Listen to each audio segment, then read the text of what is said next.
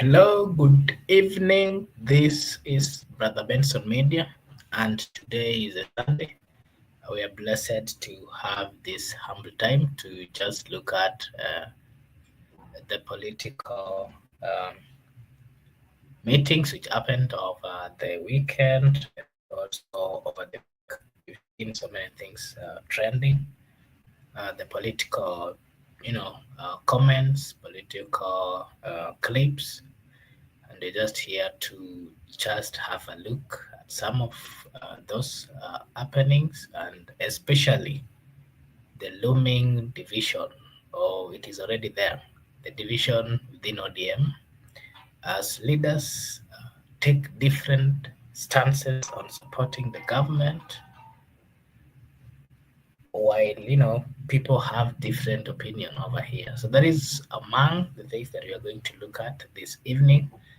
Before we get into that, allow me to take this opportunity to welcome all our viewers and to remind you again that this is Benson Media, and here we say that your opinion counts. If you'll be joining us for the first time, kindly like and subscribe to the channel, because if you do so, it is a way of supporting us, and we will really appreciate. Allow me now to take this opportunity to welcome my brother, Mr. Miguda, to say hi to our viewers. Greetings to you, Mark Obura, and all our viewers who have tuned and those who we are going to tune later. We welcome you to Brother Benson Media, and here we say that your opinion counts. Karibuni sana. Okay, thank you, Mr. And karibuni wale watu ambao already wamejoin. I just wanted us to have a look at the trending, the trending conversation on ODM. ODM decided to join or support the government.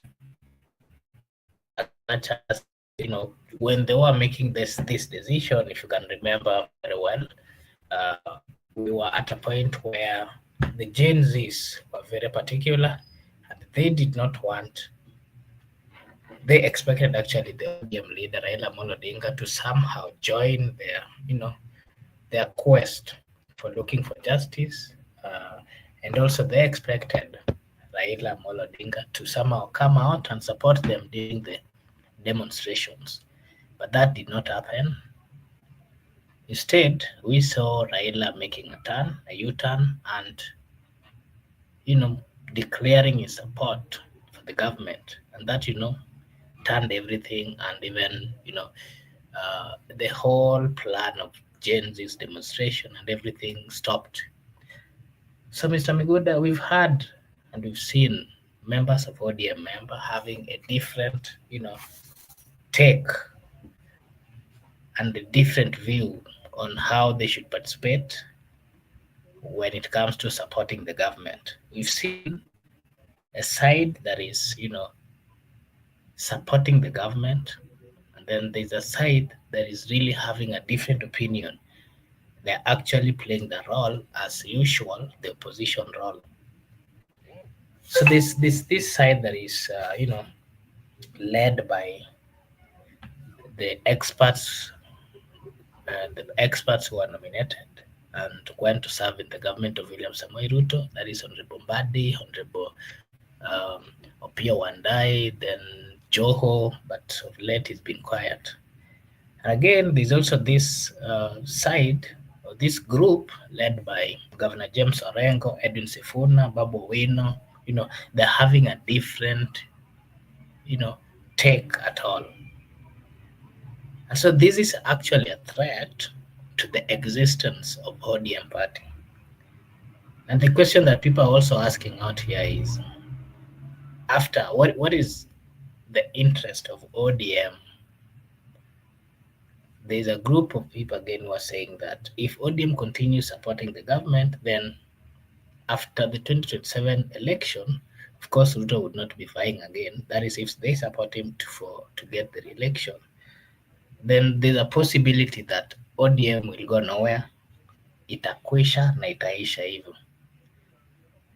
And so there's also a group of people who are saying that the group led by Sifuna and James Orengo, that ODM has an identity. And if you watched the clip yesterday by Honorable Sifuna, he clarified very well that Raila Amolo Odinga gave him a warning that as he exits or as he goes for the AUC seat, Sifuna, as the Secretary General of ODM, should ensure that the identity of ODM is maintained.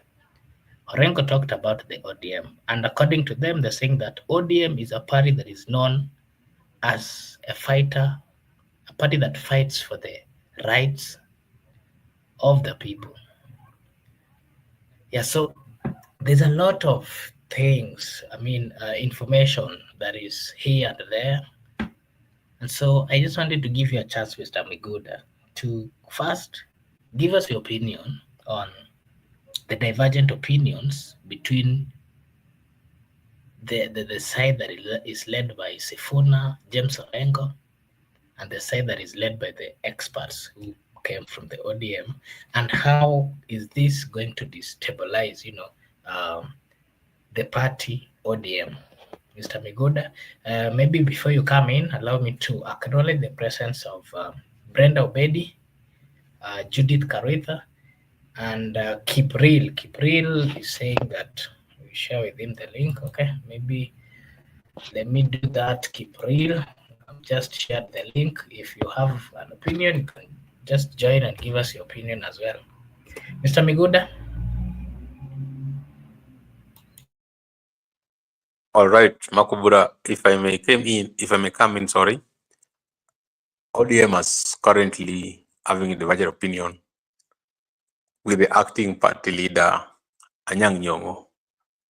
It's a very clear indication that if Anyang' Nyong'o is acting in the capacity of a party leader, it means that the original party leader is not in present.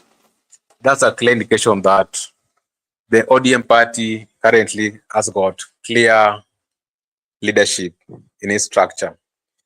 And more importantly, the people who are donated the so-called expert in the current broad-based government, most of them were leaders in that party. And now it has created two functions, or three to say so. There are those who are pro-government. They are supporting the current government, the broad-based government. But those people who have not bought, they don't support the current government. In my view, I believe that the people who are supporting the current government, or the people who are siding with President William Ruto, they are doing it on their own interest. They no longer support, defend the interests of the people, ordinary people. People like John Mbadi, Opiyo Wandayi, Hassan Joho, or Paranya, they are simply defending their own interests, because there is no benefit an ODM member, ordinary ODM member, is getting by the fact that Mbadi is a CS for treasury, or Opiyo Wandayi is for energy. There is no ordinary ODM member is getting no benefit by those people being into the government. It doesn't benefit the ordinary ODM people. It only benefits them. They're just doing it for their own benefit. And that's why the people like Sifuna were saying that if the so-called experts are in the government, they just work for their own interests. They don't represent the interests of the people. And the people who are opposed to the formation of the incorporation of the government of the so-called expert, those people, they believe that the people are at stake. ODM members are currently at stake. They don't understand the movements or the moves made by the people. What do they do? People like Sifuna, Babu, Owino, James Orengo, they want to protect the people. They want to defend the interests of the people. They want to protect the human rights. That's why they refuse to board, because they believe that these people, who will take them? Because if the people refuse to join the government, it is the so-called leaders who have joined the government. These people, who is going to lead them? These people must have a leader, and the leader of these people must emerge. That's why people like Sifuna, Babu, and Orengo are now calculating on how to get these people.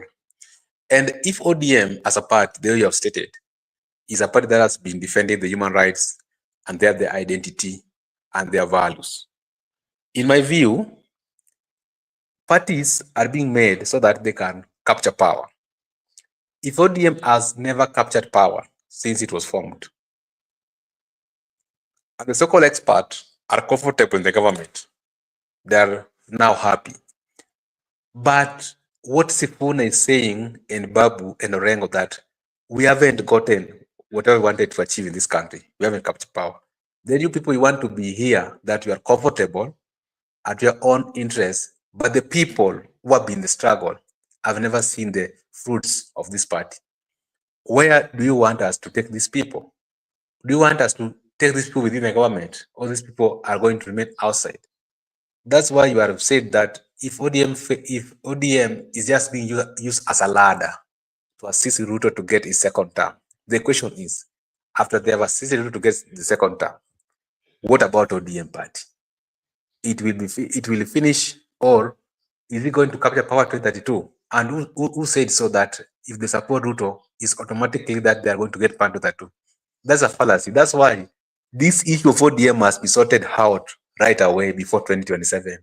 They either sort it out, or they fail to sort it out, but they have to sort it out. Either they decide, one, to join Ruto, and those people will not join Ruto, also will have their own political chart. And that team is going to have the people. But the people who are going to join the government, they are going to do it on their own volition. That's why there are some people who cannot. The reason why some people cannot keep quiet, people like Arati, people like Sifun, like Babu, the people who have joined the so-called broad-based government, what do they help with the common man, or the ODM people, or the ODM people, or the people who are in that party as a legislative member? They don't benefit them. Those positions don't benefit people on the ground. The fact that they are CS for treasury or energy, how is it going to be impactful to those people? That's the question they are now asking. And if at all it doesn't, because they are into an extent that they want you even to be quiet. They don't want even if there is abduction, even if there is corruption in the government, keep quiet because you are here.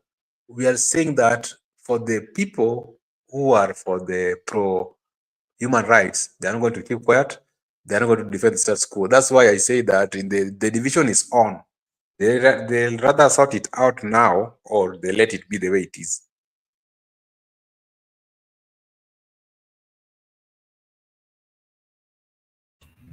Okay, thank you, Mr. Meguga. I'll come back to you. Mr. Kip, karibu sana. We just want to hear your opinion as well on what is going on in ODM. We are seeing two, there's a group that is supporting the government. They are seriously supporting the government. And then there's another group that is opposing. And they're saying that ODM has an identity. And the identity is first, they are fighting for the injustices that they're seeing in this government. What is your take? And how is this going to affect the existence of ODM and actually maybe after 2027? Suppose, for example, with the support that we are seeing towards the government, is this after 2027, will ODM still exist? ODM is a garbage party that has been run down by Raila Amolo Odinga. Raila Amolo Odinga chases money. His greed for money is what has caused this party. When you see those people that are in the so-called broad-based government, because that is illegal. NADCO report is not in the constitution. It's absolutely illegal. When you see those people, it's people to siphon a little bit of money to Raila Amolo Odinga. Raila Amolo Odinga still supports Sakaja, as Babu Wino had said. Why would you support an outsider? Well, it's because Sifuna anampatia pesa ya kusafirisha watu wa ODM kwenda AUC, kwenda Addis Ababa. For what? Raila, we are tired of your games. What he has done is he's using taxpayers' money to bid for this seat. That is not going to help Africa. It's not going to help Kenya in any other way. It is just it's a vanity seat. Ni ni kiti cha vanity. There is nothing that the AUC would do other than going sit down with. Tell me one policy that the AUC, the African Union, has ever done that actually helped Africans. You cannot name me one. Oh, they're going to go sit to talk about conflicts. Conflicts have been happening in Africa, and usually we do it amongst ourselves as nations. There is no time an AUC chair or AUC president has ever helped. So ODM is a sinking ship because the younger generation of ODM are beginning to see nonsense. The likes of Sifuna, who I don't understand what Sifuna is doing rather than being the senator of Nairobi. Anaongeanga tu mambo ya ODM kila siku. I want to hear him talking about solving issues of Nairobi. The likes of Babu Owino, at least Babu Owino, although he did a crime under a particular article, he is not supposed to run for MP. But anyway, let's put this to talking about some greedy members of parliament, some greedy members of ODM are following their stomachs. The first time I saw ODM and Azimio falling is when I saw Pio Andaya and Gladys Wanga traveling to see Biden with Ruto. And I was like, what? Some of us are on the streets fighting for the rights of people. These people are going to take pictures with the Ruto huko America. You know how heartbreaking that was? I supported these people. I put Gladys Wanga on a pedestal. Right now she's there, anaenda kutafutia her husband a job, saying that she's done such good work in Homa Bay. Unajua saa zingine ukipaka rangi nje ya nyumba, lakini nje haijatengenezwa just to make. Hey, although I don't like Oparanya's move, Oparanya at least alitengeneza Kakamega. Gladys has done nothing in Homa Bay. Most of these people are just corrupt, including the one you're hearing shouting here. What is his name? Orengo. Orengo amefanya nini huko Siaya? Nothing. And ukieka, because they know that Mzee Anyang' Nyong'o is very ill and can always let go of that seat. He's not very interested in ever being president. I know that. So Raila ameweka Anyang' Nyong'o up as the leader of ODM. You know why? In case this AUC thing does not work, Mzee anakuja, then he comes lying to us again. He comes to we've lost faith in ODM because the voice of the people is not being heard in the legislation. They're all singing the same song. Wimbo ya UDA ni wimbo ya ODM. You cannot tell me there's a split while the powerful ones like Junet Mohammed, Gladys Sholay, all these people are talking against the people. Have you ever heard of a government that is fighting against its people? Your enemy is your people, ODM. I'm not even talking about UDA. UDA, hiyo ni default, ni wajinga. But ODM, seriously. The birth of ODM came from the answer yes to the new constitution. Tulikuwa tunaambiwa uchukue ndizi ama uchukue machungwa. Wananchi wengi wakachukua machungwa. Then it gave birth to ODM, a new ideology that,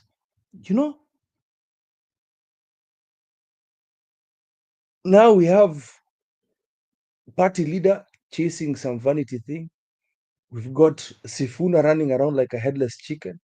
We have Gladys Wanga doing God knows what. We have Oparanya, some senior people in Joho, Mbadi, chairman of the former chairman, lying in bed with the enemy because they wanataka kulala na tumbo, wanataka kunini feed their stomachs so that they can steal from us, so that they can drive big vehicles, build big houses, big mansions in the villages where you cannot even find water, where there are no even primary schools next to that constituency or what. Yet wanataka and then again, hii mambo ya kusema kwamba kwa sababu mimi ni Mjaluo I'll support ODM kwa sababu tumekuwa tumeteswa. This revenge mission. Yeah, I know Mr. Laban, achana naye. ananifuatanga kila mahali, is my stalker. Hii mambo ya kwamba tunataka we want to pose revenge on the people from Central. Why you mbona muna punish watu wa Central? Don't you know when you're punishing people of Central, you're punishing me, you're punishing every single Kenyan? It does not make sense. Where watoto wa hii grade mpya, this new education system, kuna watoto wajapata certificate yao ya kwenda nini junior high, 2 years no certificates, yet we're getting certificates for 844, meaning that these things of SHA and the new education system do not work because it's been implemented by people who do not know what they're doing. In Kenya, we are messed up. And ODM is one of the people, because they are the largest political party in Kenya. They're in bed with. Saa zingine mimi nashindwanga kitu yetu si nzuri, kwa sababu the first thing that we should have been fighting all this time, because I don't like Raila Amolo Odinga right now, but what we should have continued fighting for is electoral justice. Kila siku unaibiwa, unapoweza, kwa sababu unaenda kufanya deals in the background. Yet my vote 3 times with Raila has been stolen. That is painful. And that is a very stupid thing. Those people who have punished this so-called Baba for 35 years. Huo ni mtu mmoja against all of us. All of us are suffering. If he truly wants to be a martyr, he should stop being selfish. If indeed he wants to be a martyr and he cares for us as a people. Kila siku mnaangalia mtu mmoja, lakini kuna Wakenya wengi sana wanaumia. The life of one does not trump the rest of the Kenyans. You can talk about Martha Karua as much as you want. I don't care. That is not the point. Again, you're coming here and talking about politicians rather than talking about us Kenyans suffering. Mr. Laban, you can continue worshipping your Raila, you can continue worshipping your ODM, but at the end of the day, when you come to your senses and realize that Kenyans are suffering, utakuja kuongea na mimi. We're not here about to throw stones against, oh, my leader is better than yours, oh, my leader is here. I'm talking about the country is on fire, literally. A man has sold almost 31,000 acres. No, not 31, 310 acres of our land. Aliuzia zingine kwa nani? Kwa aliuzia 200,000 to nani? Aliuzia 200,000 to the Arabs. Akauzia another 100,000 to the British. And we don't care as Kenyans. Land that we could use to feed ourselves. Yet here you are thinking of one man. Who the hell is Raila Amolo Odinga? Who is he? Na atakufa tu. He'll die. And we'll be left with those problems. Then you can go worship a next person. Oh. Okay, Mr. Kipril.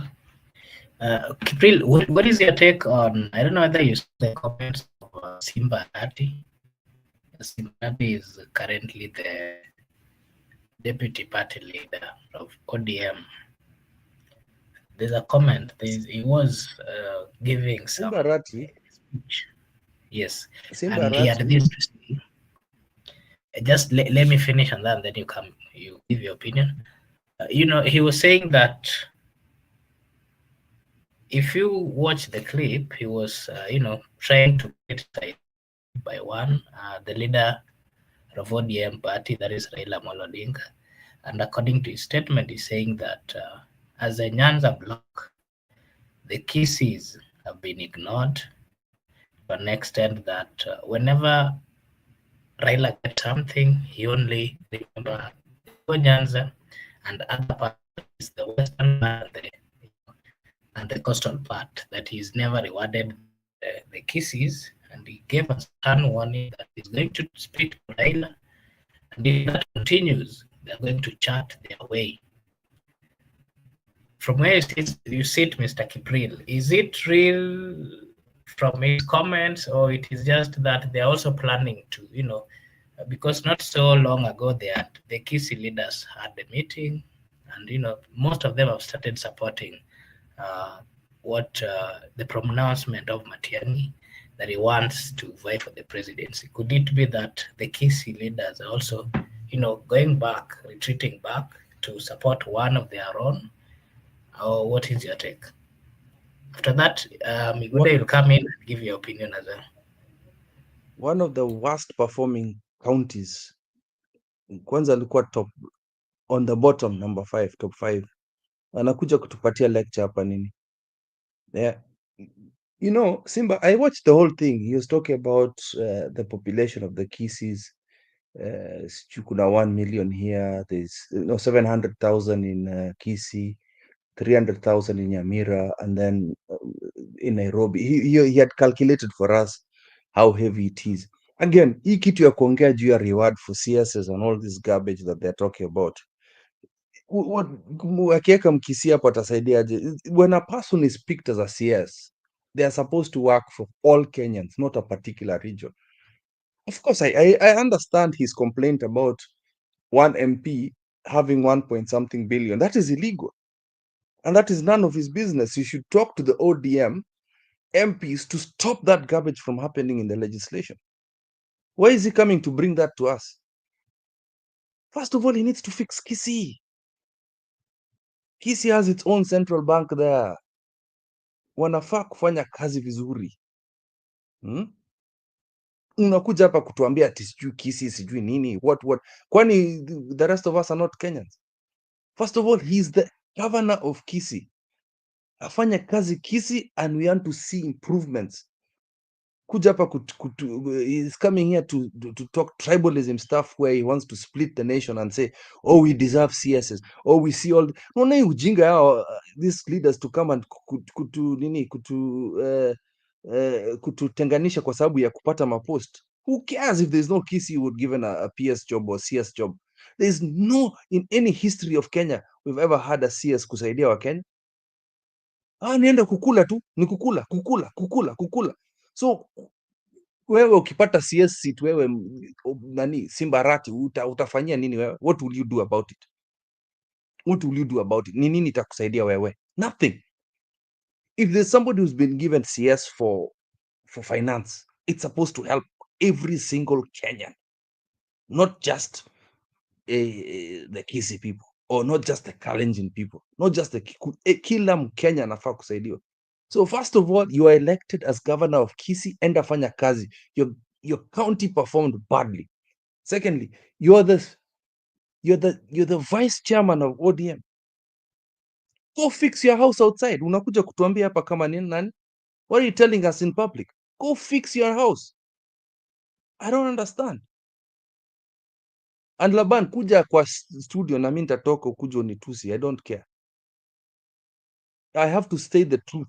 This leader worship has to stop in Kenya. We have to stop it. Thank you. Okay, thank you, Mr. Kipril. Miguda, what do you have to say about the comments of Governor Simbarati? They planning to exit the ODM party? In my view, I don't believe that Simbarati is planning to quit ODM party. He's not planning to quit ODM party. So if you keenly watch at the speech of Simbarati is simply trying to fight within. He's trying to identify self-determination, whereby he's trying to argue, because there were some rumors, maybe for those of us who have been on the ground in the ODM strongholds, we have heard some rumors that within the ODM there is what they're saying Luos are more in that party and they serve much better. Simbarati is responding to those people that no, even Kisii are more and we are part of the party. Is not that he's quitting ODM. He's not quitting ODM. It's just an internal war, which is very normal in political parties. But he has not said that he's going to quit ODM. He's not going to quit ODM if he's quitting ODM, where is he going to? That's a question you ask yourself. There have been wrangles in ODM since there was so-called broad-based government. That is not in secret. People have been having their own opinion. People have been talking freely, expression. Simba Arati is not limited, just like in other people. He has a right to speak out and he has a right also to represent the people. Because maybe he was speaking to the gallery, he was playing to the gallery at the same time he was speaking to defend the interests of the Kisii region. He's just trying to explain himself that even us in this part, because if that's why I told you, you need to be very keen about the speech. He talked about Nyanza. He said that Nyanza must talk in unison. Nyanza must be united. He's trying to get rid of the division that is being created in ODM, that the Luos have majority of the numbers compared to the Kisii. Is that the Kisii and Luos are part and parcel of the ODM, and whenever there is a chart within the ODM party, it should not exclude Kisii. It should include everybody that region. That could be my view when Simba Arati was speaking, but he's not quitting, or there is no signs of him quitting. And even it's a matter of CS position if he was arguing, because if he has said that Nyanza, Kisii and Luos are united, if there are some CS from Nyanza region, then they should be part and parcel of the Kisii. You should not talk about tribalism that Kisii should get 2 or 3. If the Nyanza people have gotten 4, it should be enough for the Nyanza people, the entire Nyanza, be it the Kuria in the Nyanza, be it the Luyas in the Nyanza. How will those seats help? How will those seats help Nyanza? That's not a very good point. Itatusaidia aje? Kindly How allow will me they to help finish you? my point. That is, now again, you're going left vibaya sana. Those CS seats are supposed to be Kenyans who are deserving, not giving I'm not. political people. You are not. You are not listening. If I may say, I've not finished. I've not said that they are helpful to the Nyanza people. I'm trying to analyze what I already said. Not that I have said that those seats are useful to Nyanza people. I'm only saying that Arati is simply what Arati is saying. Not that that is exactly what I mean. That they are useful to Nyanza people. In my first submission, I said very clearly that the CS position are only useful to the people who have appointed the government. They are not useful to the ordinary mwananchi. That was my stand. So I have not changed my stand. I'm very clear for my stand that the people in the government, the CS positions, are useful for the people in that position. They are not useful for the ordinary people. So I cannot change my mind. That has been my mind. And you have to respect my decision. Makubura was saying that the Simba Arati interest is trying to push within the Kisii community that in this party, we as the Kisii people, we are part and parcel. And if there is a decision by the party to donate some people in the government, it should not be exclusively for the people who are in the Luo Nyanza. They could even include people Kisii Nyanza, not only Luo Nyanza. That is what is trying to argue his point within the party setup. Is bring that point into the national politics, that whenever there is any opportunity to discuss about the politics and formation of this country, the Kisii people must be part and parcel of that formation. The Kisii people must be on the table, not by one, not by two. It's just trying to push the interest of the community for the formation of political future or for the formation of the political appointments within the ODM party and nationally. Okay, thank you. Thank you, Mr. Migoda. I've also seen Jeru Mahora. Jeru Mahora has also joined. I'll give a chance to give just give a take as well. So before she comes in, I wanted us to also, just give our opinion on the fight between Maina Njenga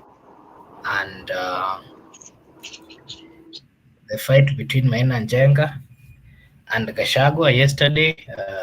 The wife of the former deputy president was, leading a prayer session, and Maina Njenga just, decided to go there. He was not invited, and the wife of the former DP had to leave. The former DP came out and said that the government should not support, such kind of things, and that they should come out clear and say why Maina Njenga had to go there. And according to the former DP, saying that Honorable Njenga is being supported by the government, and that he's being funded, or he's been given a mandate to ensure that Gachagua does not thrive in the Mount Kenya region. So I also want you to give your opinion on that, Mr. Miguda and Jeru. And then something else, the president, William Samoei Ruto, had to say what he had to say, concerning the comments of the former president. If you remember, the former president came out and said that the Gen Zs should not stop, they should continue and fight for their rights and fight so that, they ensure that everything that they fought for is retained for them. Those comments, the president had to say that, according to the president, the former president is inciting and he should stop. You'll give your opinion on that as well, Mr. Migoda and Jeru Maura. And then something else that I wanted you to talk about is the issue of abductions, where we saw a politician come human rights activist was killed in Molo, and there are so many stories which are coming in. Maybe you can also just touch on that kidogo. And then last but not least, the issue of abductions which are still going on. There were some activists who are doing a prayer today for those who are abducted, and they are calling out together with the clergy that all those people who are abducted should be returned home to their parents. So, Mr. Migude, you'll go first, and then I'll give Njeru. Njeru will pick after you.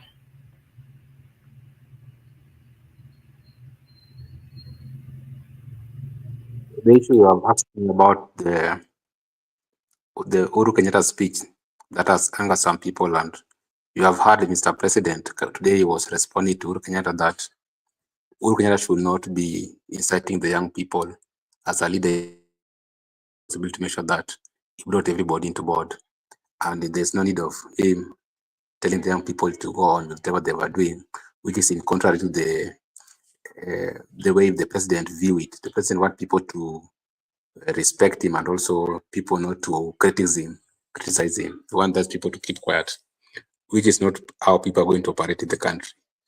The people have a right to critique and they will go on. And the issue you have talked about, people abductions have been part and parcel of the government and of the current regime. People have been abducted. There have been allegations by the people in the government that the people who are operating or carrying out that operation are the government, and NISBOS has been accused. We're just waiting for the response from NISBOS whether those allegations are true or they are false. Abduction has been there, and as a responsible citizen, we are still calling out those people to stop abduction, because abductions are activities that are contravening the rights of the people, and those are the things that has brought even disunity in ODM, because you have had members of the ODM party, some people are saying that they cannot support abduction, they cannot be sycophants. They have decided to retain the identity of the party and their values, that there is a party that has been a champion for the defense of the human rights in Kenya. That party has been defending democracy, rule of law for a long time. So all of a sudden they can just shift their beliefs and values for the sake of defending the status quo, that is by supporting the current president or the current regime who have been alleged to have been carrying out those abductions. If at all they are proven in the court of law that they are true, and it's found out that it's the current regime that is carrying out those abductions, there is no need for them to come out and object or suppress people from talking out. They should come out to suppress people or suppress even the former president to speak out. Young people, if you heard what he said today, he said that, I don't care how you call those kids, whether they call them Gen Z, but it's your responsibility as parents to make sure that you take care of your kids. It means like they're limiting the young people. The young people should even participate in the democratic exercise of the country. The young people should not even participate in the political formation of the country. Why is it that whenever it comes to the criticism, the young people are being excluded? But whenever they're campaigning, they want the young people to vote for them. They want the young people to do for them dirty works, like the young people to fight for them in the street, the young people to fight against each other, the young people to carry those dirty works they do during the rally in politics. But when it's come to accountability, the young people are being excluded. Or when it comes to appointment in the position of leadership, the young people are being excluded. That's where we are going to draw the line as young people, that if they don't want the young people to participate actively in politics of the country, they don't want the young people to criticize them, they don't want our young people to call for accountability, they don't want the young people to be appointed.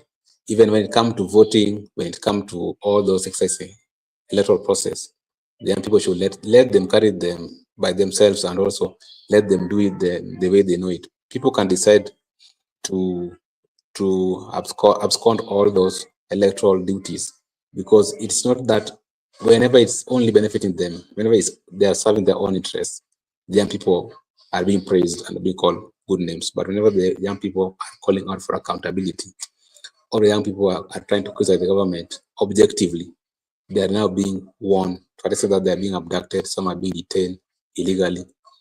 In my view, that's not how people should work in a democratic country, and we should live with the fact that the current regime is unpopular. The current regime need to do some adjustment, but you cannot do it forcefully by coercing people to believe whatever they're saying, even if you're saying wrong things, or the things are not working. People just have to live with it. But people don't need to agree with you. People also have a right to object and a right also to have their different opinion. It doesn't matter.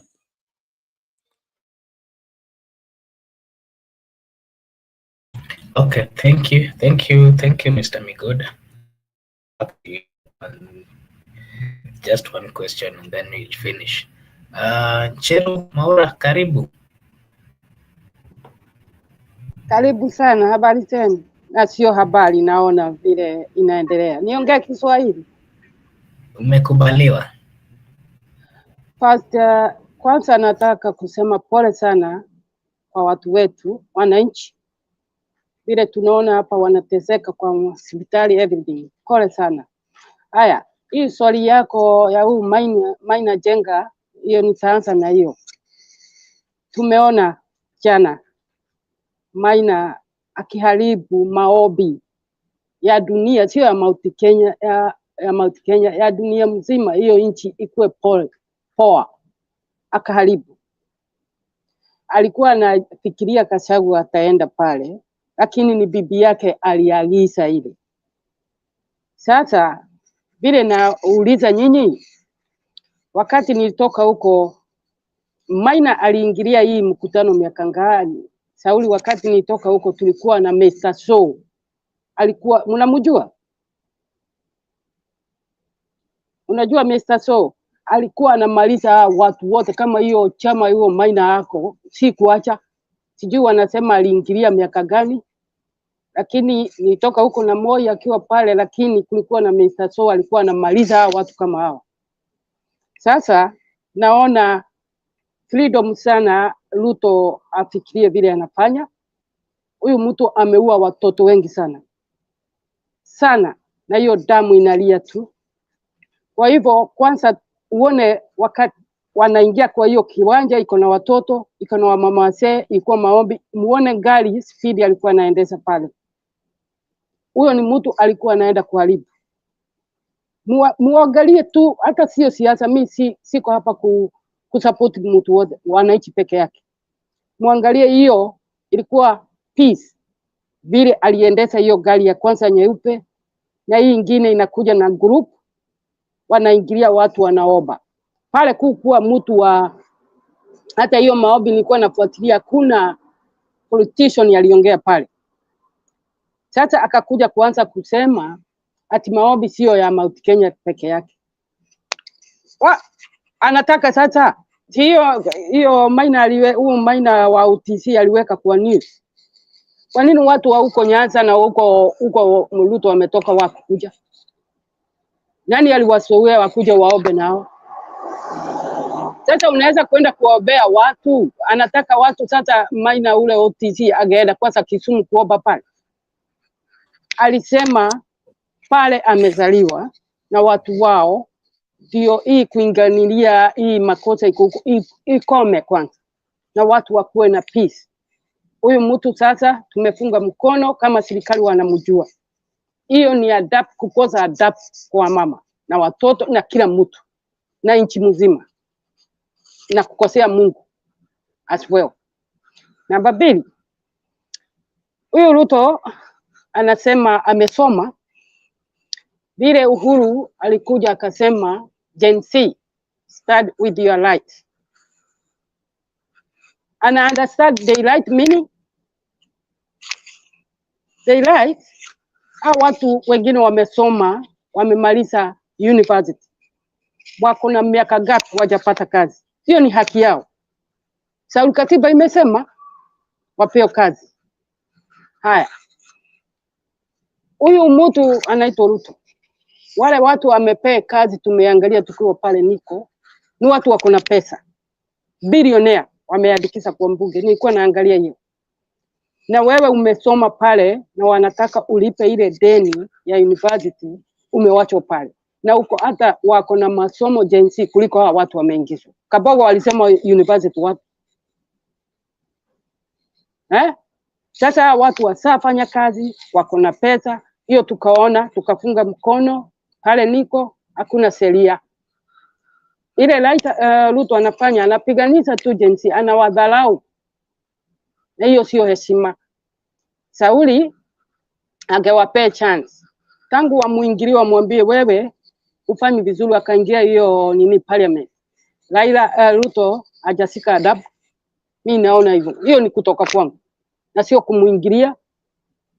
Naona ana heshima, naoni hao watoto wamesoma.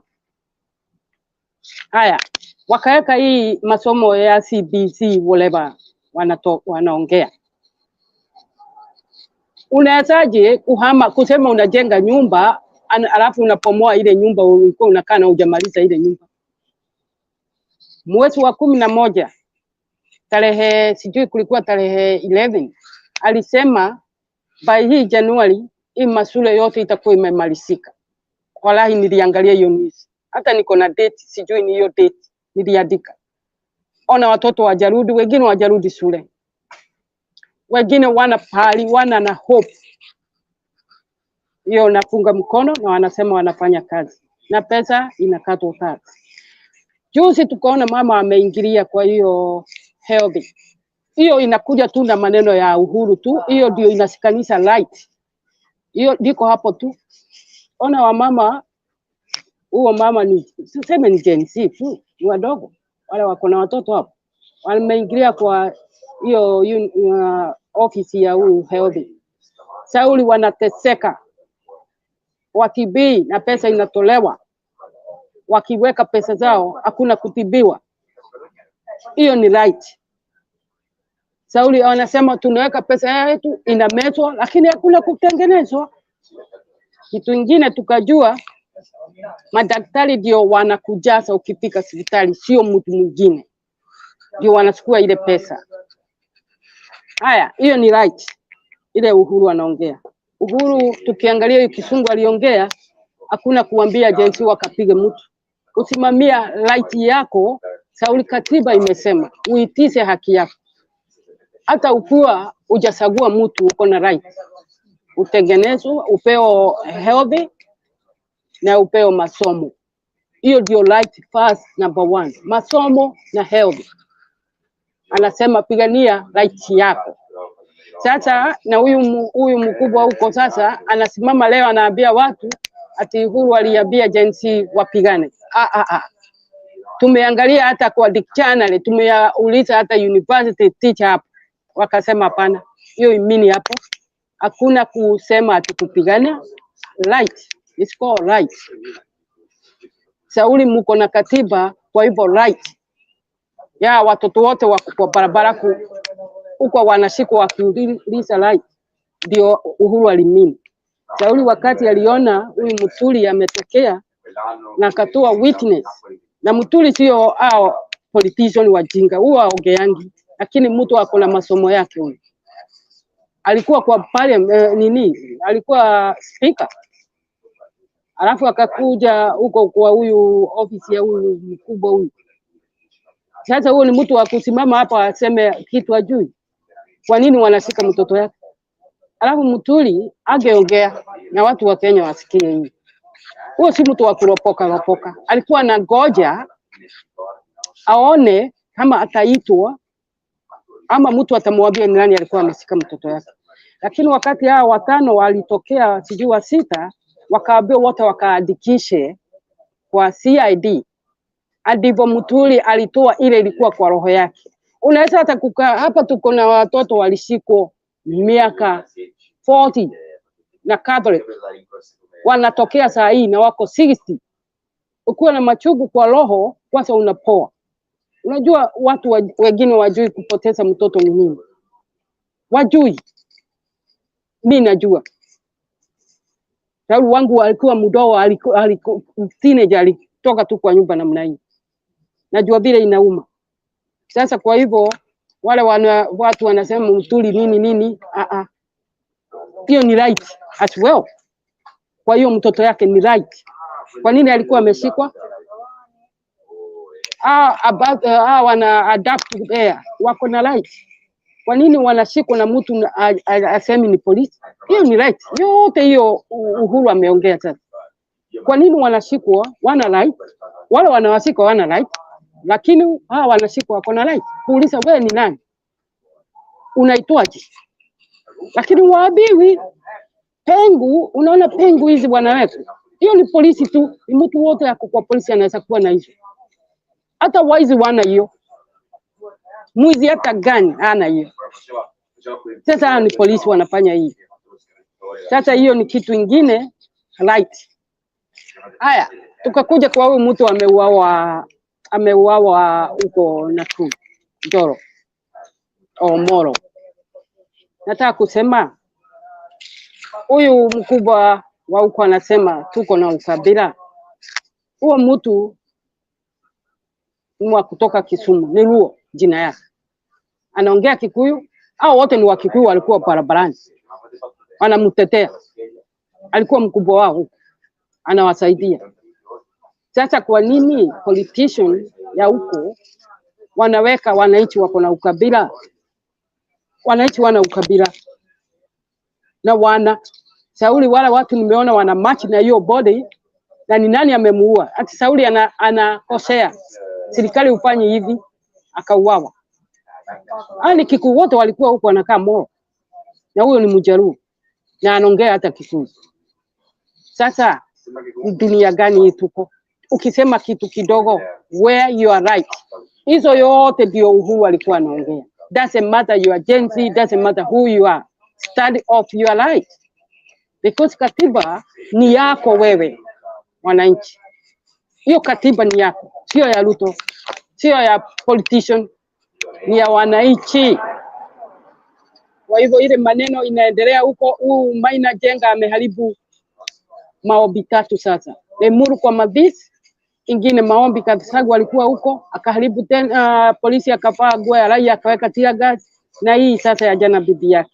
Sasa nauliza nguvu gani huyu Maina amepewa arudishe ile kiroda imepona.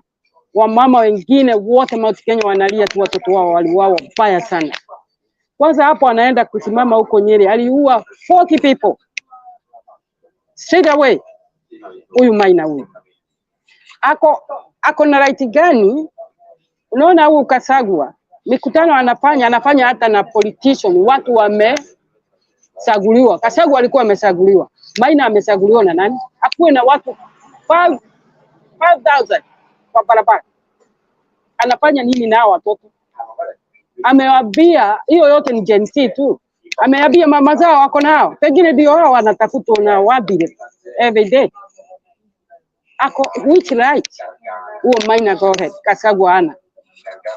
Na mimi ona kila hata ukienda huko Nyanza kila mtu wanasimama tu kanisa wanafanya yote. No tear gas, no Maina Jenga. Kwa nini anapiganisha wa Kenya? Hiyo ndio tunataka kujua. Inatuuma sana tuko hapa. Mimi silali, Sauli niko na dada anakaa Kitali. Na watoto na bwana. Mimi silali, saa hizi hapa ni saa 15 minutes to 4. I can't sleep. Sauli tujui huyu mtu ataambia eda waache kuchoma manyumba kama vile alichoma jaji. tujui sasa Anasema watoto wanatukanana. Huyu Ruto aliita watu nini? Mkubwa huyu anaitwa watu masaitani, alafu anawaambia watu ni wajinga, ati sauli ya ng'ombe zako. Chini anatukana. Ona huyu mtu wa huko Mombasa vile aliita watu na majina ya mama yao. Nchi mzima imeangalia hivi. Tumeona. Kwa nini alaamike hawa? Uhuru amesema kitu na wallahi nimeuliza mtungu hata ajui, niliandika chini kamuuliza hii meaning. Tukue tu yani tuelewi Kisungu. Akasema this meaning you have to have a life in your own country. Sasa ile Uhuru amesema na ile huyu mtu huyu wa Mombasa ametukana wa mama wote nchi mzima, na huyu mwingine Atsudi anaongea vile anataka ataua, na ule mtu tu alisema ataua, angekuwa president angeua 500 gente every day. Hiyo tunalala kweli? Tunalala sisi tuko nje. Tulali family ziko huko. Kwa hivyo saa zingine tuangalie sasa vile Uhuru amesema hivyo tutafanya. Na tunapanda ndege sasa tukuje. Start of your light. Bob Marley alicheza hiyo. Study for your life. Okay, thank you. Asante sana Jeru Maura kwa kutupea maoni yako. Tuko karibu kumaliza. Miguda, nitakupa wakati tupe maoni yako ya mwisho, alafu tutapea tena Jeru Maura pia atupee maoni yake, alafu tutafunga. Miguda. My final thought today will be like currently we have to agree as a nation that if anybody got an appointment to the cabinet secretaries positions, it doesn't, not only the people in ODM or the expert in the previous government, but across the country, even the Kalenjin people, even the Kikuyu people who are in the cabinet, those positions are not useful to common mwananchi from those regions, or are not useful to the people who are allied to those people. But originally, it's supposed to be useful across the country. It's supposed to serve people nationally. So it doesn't need to be useful to the people on the ground. Therefore, if we are focusing on forming the new government, we should not be selfish as leaders that we only support that which benefits us, but that which benefits the community we are opposed to. That could be my last remark, Makubura. See you next time. Bye-bye. And say hello to Laban Misiani. This is the first time we are seeing him since we opened this year. And also say hello to Hani. I've also seen Hani on the comment section, and also Njeri Mwaura for the first time. And our panelist who has just left the studio. Those are the new people I've seen today. And also the people we are all with in this channel, we are saying hi. See you next time. Bye. Bye. Okay, thanks Miguda. Tutatoa yako ya mwisho. Leo unataka kuambia Wakenya kabla tujamaliza. Sasa vile mimi nitasema hii inauma sana. Wakati tunaona kweli watu wanalilia kwa hospitali wanakufa pale, inauma kabisa. Na masomo inauma kabisa. Hata munaona tu hapo Nairobi, muende huko kijijini watoto wasome. Sasa nauliza, kwa nini masomo isikuwe ya bure? Hiyo ni hii basari simalizo kabisa. Hii basari wanapea watu watatu kwa kaunti moja, imalizo kabisa, irudi vile Kibaki aliwacha. Kwa nini wanapadilisha law? Kila mkubwa kiingia wanapadilisha. Siwache vile iko mtu akuja ongezee pesa iendelee. Hapa niko uchaguzi inafanywa, sioni wakipadilisha kitu. Kitu ile watapadilisha ni kama union. Sauli one group ni group mbili peke yake, party mbili. Wengine watakangi union. Sauli ni wa milionea. Wale wa watu hawa wa nini tuseme medium hadi wanafuatiliwa na union. Hiyo tu ndio inabadilisha. Lakini ile ingine kwa government ikiwa medicine, medical, health, school hakuna kubadilishwa. Inakaa vile iko. Sasa hii nchi yetu nashindwa. Kwa nini mmoja akiingia anaingia na kitu yake? Kwanza hospitali, maneno ya health na masomo. Unajua masomo ni ya muhimu sana. Hiyo tu ndio nataka Gen Z. Na hii IBC as well. Kwa nini IBC hakuna? Kwa nini kama sasa Gen Z si wanataka kazi na wamesoma? Naweza kuambia Gen Z si wasikulio hiyo kazi. Si wamesoma, wako university wamemaliza. Miaka 3, miaka 4, miaka 5 wana kazi. Si wanaweza kufanya hiyo kazi? Wana ukabila, wajui corruption, wataki. Sio ndio wazuri kuweko kwa hiyo kazi. Ni nini wanatafutia hapo? Si Gen Z tu wasukuliwa kwa hii province, sijui wanaita province ama wanahitaji siku hizi. Wasikue Gen Z kama hii moja pale. Afanye miaka 2, ule mwingine aingie whatever. What a big deal kwa ABC. Ni lazima wasague wale watu wataiba ile kula ama nini. Hiyo ni kitu ingine Gen Z wangeangalia waseme ndio watasimamia hiyo sasa. Mi naona hivyo. Hiyo ni kuona kwangu. Wazee wote wasakuwa politician na nini wasiende kupale. Gen Z kabisa from university achukue hizo kazi. Unaonaje nini? Hiyo ni mimi tu kuangalia vile Gen Z wameteseka, wamesoma. Hiyo ni kitu kushida hesabu. Hata ndio wanajua kuhesabu kuliko hawa mama na hao baba. Mababa wako na pesa matumbo kubwa lakini akili hakuna.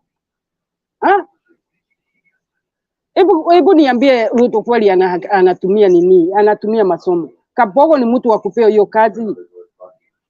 Huyu Kagwe pesa ya COVID alipeleka wapi? Nilimwambia nyinyi mlikuwa mmepewa 20,000 kila nyumba na watoto yake. Kila mtu kutoka 0 to 100 over. Alipeleka wapi hiyo pesa? Sasa amerudishwa pale tena. Mkuona ndio alikuwa anangaa wanapea MCA wanunue magari waende campaign. Hiyo pesa yote tulikuwa tunaangalia hivi.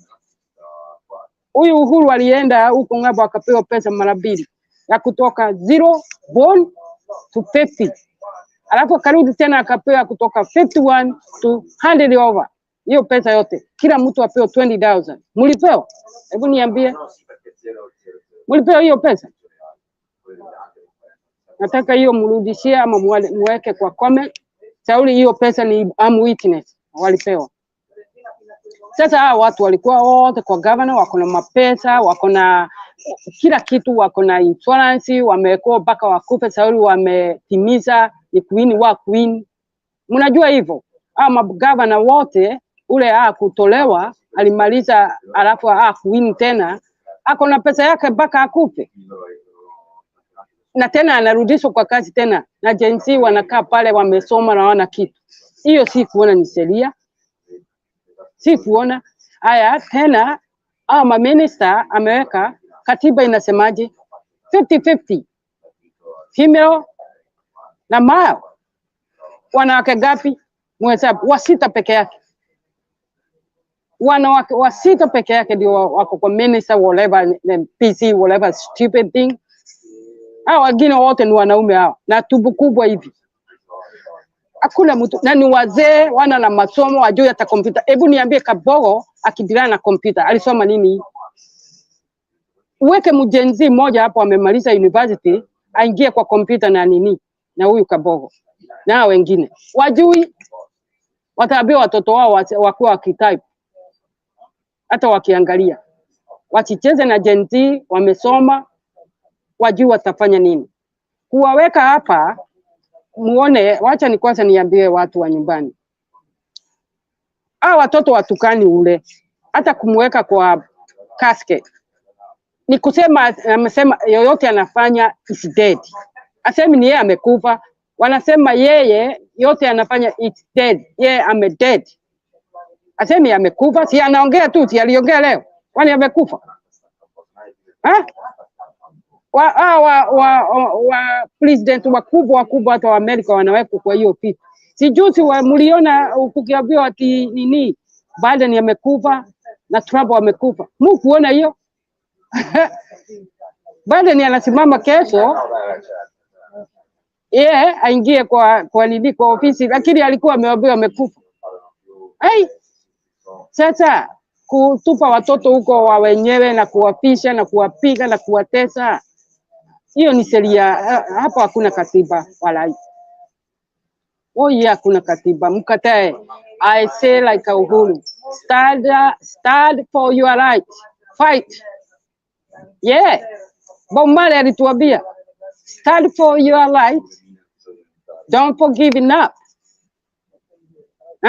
Ukasogo na nikaoga kanaitwaje sasa wametoka Kasongo, sasa wanasema Kaongo ndio niliona juzi. Sasa Kaongo kaende nyumbani, msigoje tu 2027 ataua watu wote, atamaliza. Na unajua devil, acha niwaambie watu wangu, devil God working. Unaona huyu ODM wameacha kukataa, si unaona? Ukiona Babu Owino, nilijua kitabu, nilimuona kitabu wakiwa na ule wa Kiabu mwanamke huyu alikataa Ruto na miezi 3. Anaitwaje ule mwanamke? Babu alikuwa na wale secretary. Sasa ukiona Babu akikataa hii na huyu Sufuna, hiyo ni ukweli. Si unaona hata huyu Olengo si alikataa hiyo. Sasa huyu mtu na amepiga mauti Kenya, atapewa kula na nani? Atatoa kula wapi? Na anyway, hakuna mtu anaweza wini huko akiwa hana mauti Kenya. Mnajua hivyo. Mauti Kenya ikisimamiza mtu na huyu mtu ana na 350 kutoka pale hata win. Kwa hivyo kwanza Gen Z tokeni tutoe IBC. Gen Z, don't sleep, don't forgive enough. Na Uhuru hajasema baya, hajasema mpigane, amesema stand for your right. Munafikiria hiyo masomo form 4 university, that is your right. Na umenyang'anywa hiyo yote imeenda kwa bure. Ukuwe mtu wa kipikipi. Ni wangapi wanaendesha boda mimi I know they educated. They finish university. Na wanaendesha boda. Na hii pesa yote kwanza hiyo mkatae, hiyo saba yote hiyo 20 acres mkatae, hata hiyo mtoke Gen Z tokeni. Asipatiane hiyo. Si apatie, sio angefanya Gen Z waende huko government wakulise vitu Gen Z waende hata ikiwa ni ngano whatever, Gen Z wanaenda huko kulima. Anapatia nini watu wa Arabu. Ya nini? Sasa tukue slave. Ni mambo mingi sana huyu mtu akona maneno na I think his age, he's not a leader, he's a businessman. Tumejua hivyo, sio ati pitina nini. Ruto sio leader, ni businessman. Sio leader. Yeye ndio akona hiyo ukabila, anaambia watu. Hakuna mtu mwingine akona ukabila. Ni hao tu anafuatana naye garini. Kwa gari atasimama kabla sijaenda niseme kitu. Alisema wakati alikuwa amewini huko Kasarani. Alikuwa anasema nikisukua Biblia hivi nikiweka chini, hii maneno yote tabu yote nipigane naye. Kwa 100 days. Haya. Hii Biblia hajaweka chini, ataweka miaka gapi? Miaka 10. Hajaweka chini hii Biblia. Ndio mimi nashindwa, hii Biblia hajaweka chini.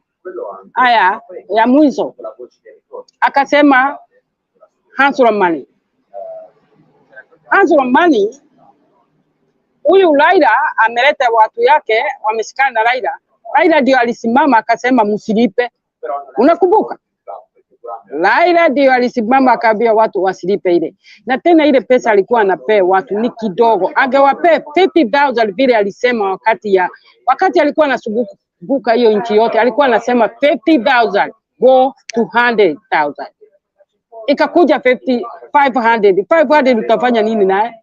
Hata unaweza kununua unga ngapi na $500 utafanya business gani? Alisema 50,000. I'm witness that. Sasa 50,000 ungejaribu, alafu anasema miezi 3 unilipe ama miezi 6 ama mwaka. Na ndivyo alikuwa anasema mwaka mzima kwa 50,000. Mkumbuke hivyo vile alikuwa anasema. Mimi nilisikia yeye hiyo kampeni yote akasema 50,000 na nimekupea mwaka mzima ulipe. Sasa ikakuja 500. Unaona huu kaogo? Sasa anasema I'm sorry, nione hii nchi vile inaendelea na mjue huu maina tukuwa nayo wakati nitoka huko. Tulikuwa na huu Mr. So angekubali kitu kama hiyo iende huko. Kwa hivyo tujue aliingilia nini na akakuwa ndio anapinga. Hebu niambie wewe ukisimamia na maina jenga, mtu ameua ako na damu kwa mkono. Hiyo nyumba zote ako nazo, alifanya kazi wapi? Amefanya kazi wapi? Huwa anatakana akuwe serious life in prison. Huyo life in prison. Sauli watu wanaona, unaona hata akiwa peace, ona ile madharau aliingia kwa hiyo mkutano, hata akiingia na upole, nani anataka amguse? Hakuna mtu anataka huo maina akuwe karibu naye. Ananuka damu. Ananuka damu. Na Mount Kenya, they know. They rejected this man for life. For life. Na kuambia na wewe utakuja kuniambia maina atakaa, maina haki wa Mungu, wallahi maina atauawa. Mimi nitasemea hapo. Maina hata survive. Akiendelea hivi to 2027 atafikiza. Kudharau wa mama, kudharau nini? Sasa watamshika sasa. Sio Mount Kenya hatafanya hivyo. Wacha waone. Wako na Gen Z, tuko na Gen Z tu. Kwa hivyo mulale salama. Nimefurahi kukuona tena. Mlipotea sana, sijakuona karibu mwezi sasa. Mlienda wapi? Tunapanga hata jana tumekuwa, juzi tumekuwa. Ni wewe. Naonanga ule mwingine Jiro. Okay. Tunakwanga hapa kila siku. Wewe mimi sija kidogo, lakini ni kama uja subscribe to the channel. Unafaa subscribe ndipo sasa tukianza ukiwa unapata ni kazi. Nitarudi nikikuona, nitarudi tuongee wakiwa watu wengi, tuongee unajua hakuna haja ya makasiriko nini, tupeane mawaidha. Unaona Sauli, watu wasibebe like hiyo. Tungekuwa watu wengi wangesika hiyo kitu ya uhuru, apiganishi mtu walai. Nimeongea na mtu hata ajui yeye, mkubwa wa university nimeongea naye leo. Kwa hiyo vile yote alisema nikaandika chini. Akasema no. Alimzungu ni lugha yake.